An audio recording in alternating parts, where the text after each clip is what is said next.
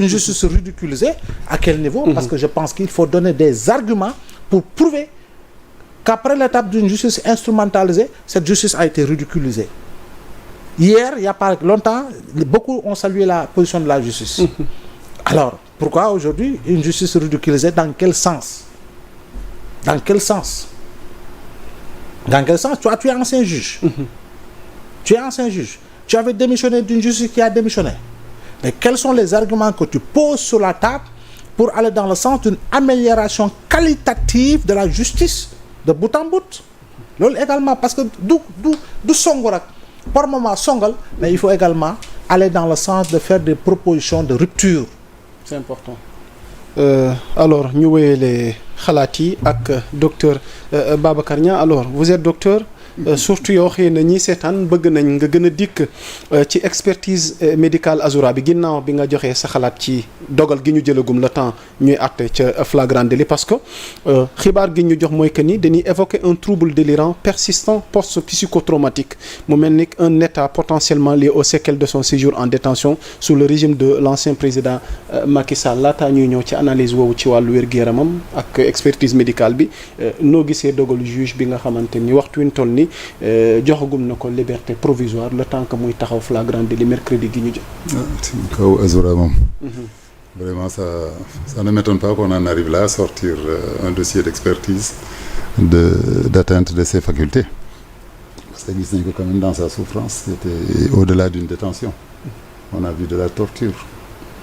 On a vu quelqu'un qui était presque redevenu, qui n'avait pas le respect d'un être humain, que mën a àgg foo xam ne il a été déshumanisé. Pour ne pas dire qu'on l'a transformé en animal.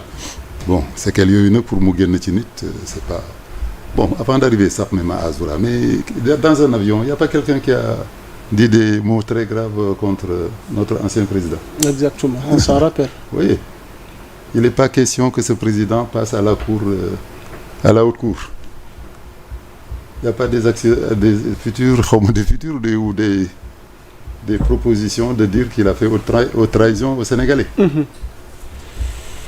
il y a quand même, c'est sûr qu'il y a un manque de respect qui va esprayer, comme on dit, qui va s'étendre. Xale yi ñu gis ñëpp ñi ñu gisoon ñu def leen en prison, plus de 1000 personnes qui sont sorties, que j'ai vu, des familles avec des enfants qu'on a embarqués. Vous pensez que ça ne laissera pas des séquelles? Vous pensez que celui-là, on peut le glorifier? Bon, pour moi, mais quand même, les gens vont en arriver qu'ils ont besoin de se décharger. Parce que l'eau ñu vivre yëpp, c'est à cause de lui. Ñu vivre yëpp, c'est à cause de lui.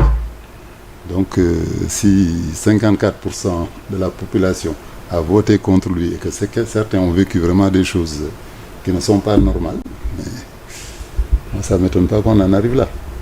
Je ne dis pas à personne d'aller insulter, mais je pense quand même, dans le respect qu'il devrait avoir, il y aura une atteinte, il y aura des conséquences de ce qu'il a fait aux personnes.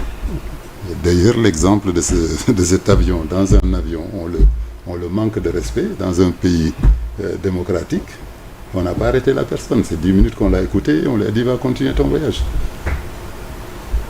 Donc exemple boobu rek comme on disait tout à l'heure sur les Lébou, xam nga lu tax ñuy jël quelqu'un qui n'est pas de la même tribu ou du même tri, parce que nee nañu kenn ku bokk ci benn groupe da ngay faralaate. Oui, moi j'ai vécu aussi en Nouvelle-Calédonie dans des tribus yoo xam ni bu ñu jël chef de village dañ koy jëli ci beneen dëkk, parce que kii duñu wax ne mbokku Mbow la wala mbokku kii la. Donc là vraiment le problème qu'on a, c'est qu'il y a une appartenance claire au nouveau pouvoir, et cette personne, je pense que quand même beaucoup de gens ont eu des sentiments vraiment, waxuma la de pitié, mais des sentiments vraiment de dire cette personne là fu ñu ko teg lu ñu ko def vraiment man dina mën a xale lu ñu ko mën def kii léegi. Bon, on va s'en sortir peut-être avec cette expertise médicale, que c'est quelqu'un qui a beaucoup souffert et qui a besoin de s'exulter, génne ay kii. Ça fait partie d'ailleurs du traitement d'un malade. Traitement bi naka la nar a traitement bi dañ lay bàyyi parce qu'on parle d'une pathologie psychiatrique pouvant survenir après une expérience profondément traumatisante. Ce type de trouble entraîne une altération du comportement, une souffrance psychologique durable et peut affecter lourdement les relations sociales et la stabilité émotionnelle du patient, c'est-à-dire. Donc au-delà du médicament, on a besoin que que tu sors ta souffrance. C'est une souffrance, c'est comme un marteau bu ñuy dóor, c'est que ça se voit pas amul dóor mu nàcc mais da ngay dóor mu dugg ci nit ki yàq lu bari ci moom. Donc la principal traitement c'est des séances de psychothérapie où ñu di la wax loo ba nga décharger ce qu'on appelle les canapés là, la thérapie du canapé, comment ça s'appelle encore? waaw da ngay tëdd nii sax nga croiser les mains kenn ki nekk ci ginnaaw di wax ak yow ngay jëm wax di jéem exulté wu di jéem génn. Mais quelqu'un qui a au-delà du physique, il a eu la souffrance mentale que je vois ce que la plupart des Sénégalais ont vécu dans leur chair. Donc si ce certificat-là est plausible et sera plausible, certainement moi en tant que médecin je sais que ce certificat sera plausible parce que ce gosse-là on l'a vu dans des situations vraiment yoo xam ne kenn doo ko yéene kenn quoi doo ko yéene kenn. Et qui était le responsable? Bon, la justice nous le dira parce que je pense que ce n'est qu'une étape d'une autre justice qui va venir et on va nous dire bon, je dis pas qu'il a raison mais il a senti des choses, il a une agressivité vers des gens qui lui ont fait quelque chose.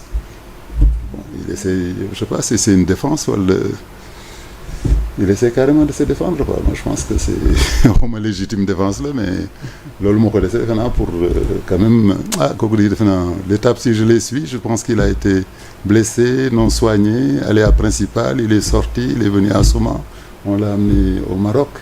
Donc c'est une période de sa vie vraiment. Azoura jaar na Souma bi nga nekk épisode boobu ndax mën nga ci dikkaat? Non, man je te dis que je soigne plus, c'est vraiment mes collègues qui soignent, mais je sais qu'il est là et que yóbbu nañ ko Maroc. Bon yooyu yëpp parcours boobu yëpp boo ko vivre vraiment ci des événements yoo xam ne dañ la ko teg tu te promènes avec un drapeau dans un pays démocratique porteur de drapeau lañ ko doon oui c'est bien lui hein. Voilà. Et on s'est acharné sur lui. Moom on a les preuves formelles, je crois qu'on a des certificats médicaux même encore à Souma quand il avait le bras cassé, quand yooyu yëpp boo ko vivre nii à cause d'un état que tout le monde a voté que cet état-là n'était pas ce gouvernement wala état la ñu wax d'un dirigeant qui a mené le pays vers un chaos qu'on s'en est sorti de justesse. Donc moi je pense quand même en tout cas moi je sais pas si j'étais son avocat je demanderai la clémence. C'est vrai que s'il a fait des fautes et que je suis sûr comme tu as dit si Ousmane Sonko PM est allé là-bas, c'est pas pour lui dire de continuer de faire la même chose, c'est peut-être pour le rassurer quand même que on le soutient et que peut-être qu'il faut et respecter la justice, surtout au moment où c'est mais à votre niveau docteur ñi jàpp ne Ousmane Sonko xanaa dafa fàttali ne moom mooy premier ministre Sénégal lan lay wuti Rebeuss ne dafay seeti ji Azoura yow lan moo ci sa xalaat ci posture Ousmane Sonko dem gi mu dem. Est-ce qu'il est parti en PM? Il est pas parti en premier ministre. mais dañu jàpp ne bu weesoo chef de parti gi mu doon tey dafa am ndombal tànk gi mu amee goo xamante ni nag ay déplacement war na cee bàyyi xel. rawatina ci situation gi nu mel nii comme on a l'impression qu'il va aller soutenir quelqu'un qui dit des choses. Il va voir quelqu'un à l'hôpital aujourd'hui, c'est quoi? Bu demee léegi hôpital lan la c'est pour influencer les médecins qui le soignent bien wala qui le massacre.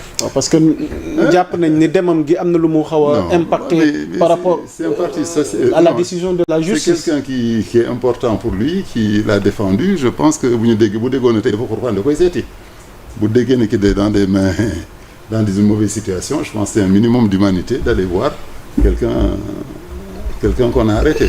Bon moo waxoon ne dem na ci bureau procureur bi pour waxtaan ak moom ma ne la bon peut-être que là c'est un peu mais aller dans une cellule, aller voir quelqu'un dans une cellule et parce que tu le connais, moi je considère comme ça comme aller à l'hôpital voir quelqu'un que tu connais, que tu es hospitalisé, nga souhaité ko bonne guérison, nga souhaité ko qualité mu génn ci xaw ma caabi ku fi caabi féete sa ginnaaw nga ñaanal ko mu génn ci kooku moom je pense que je vois pas ça comme une influence à la justice et je pense quand même on a une justice qui est au-delà de ça. Okay. On a vu eux-mêmes que cette même justice qui les a sortis d'un sale pétrin, n'est-ce pas?